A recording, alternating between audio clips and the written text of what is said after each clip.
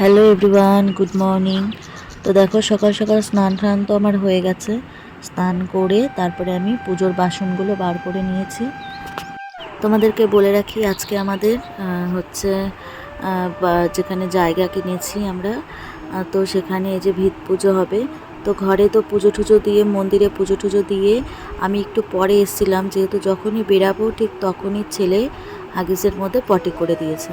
তো যার জন্য আমার সব পরিষ্কার টরিষ্কার করে তারপরে একটু লেট হয়ে গেছিলো। এখানে শাশুড়ি মা চলে এসছে, ফল টল বানাচ্ছিল। আর এই যে আমাদের কৃষ্ণ কাকা, যিনি আমাদের বাড়িতে মহোৎসব হলেও ওনাকে দিয়েই ঘট হচ্ছে স্থাপন করা হয়।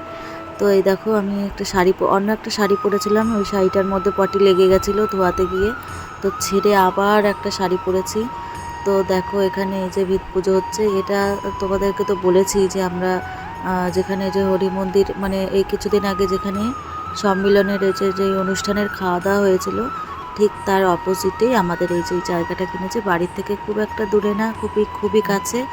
তো দেখো, ছেলে প্রথমে দিচ্ছিল, যেই দেখেছে চারিদিকে ভিডিও করা হচ্ছে,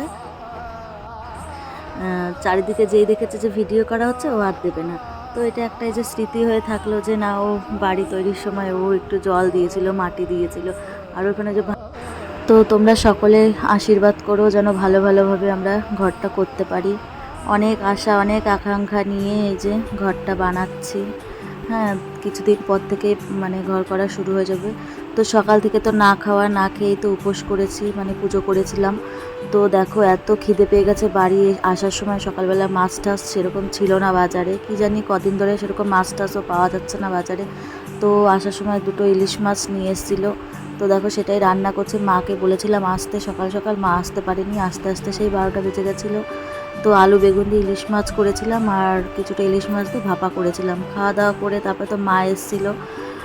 খাওয়া দাওয়া করে টোরে অনেকটা সময় রেস্ট নিয়ে ঘুমিয়ে বিকেলবেলায় যে তোমাদের দাদাভাইয়ের সাথে চলে গেছিলাম বাজারে।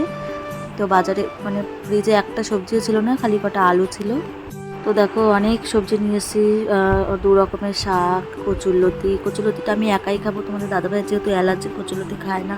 তারপরে কলমি শাক, বিচে কলা, আদা, রসুন, পেঁয়াজ, অনেক কিছু নিয়ে এসে উচ্ছে, সজনের ডাঁটা।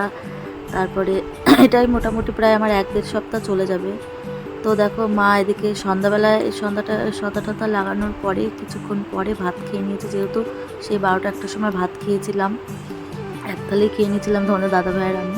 আর এখানে দেখো মা আবার বেড়ে দিচ্ছে। মা আসলে আমি মানে কি বলে, মা আসলে আমার আর কিচ্ছু করতে হয় না, মানে শুধু হাত ধুয়ে ভাত খাই। মা বলে যে না তুই খা, আমি বেড়ে দিচ্ছি। এই যে দেখো জামাইকে আর মেয়েকে ভাত বেড়ে দিচ্ছে, আর মা ছেলেকেও খাইয়েছে জানো তো। তো চলো তাড়াতাড়ি করে খেয়ে নিই, ভিডিওটা এই পর্যন্ত।